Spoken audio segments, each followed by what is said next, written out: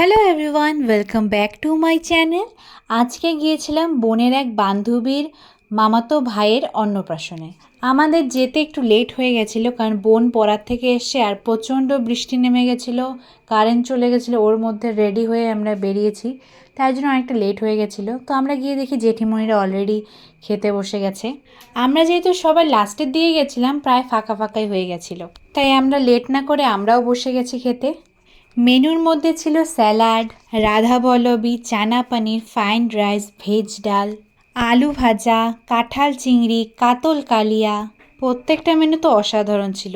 এরপর চলে আসলো ফ্রাইড রাইস আর চিলি ফিশ, তারপর চাটনি, পাঁপড়, মিষ্টি, কালাগান আর শেষ পাতে আইসক্রিম। খাওয়া দাওয়া শেষ করে আমরা বেশি দেরি না করে বাড়ির দিকে রওনা দিলাম। দেখো একদম ফাঁকা হয়ে গেছে। প্রত্যেকটা মেনু খুব ভালো হয়েছিল, কিন্তু কারেন্ট না থাকায় আমি একদমই সাজতে পারিনি।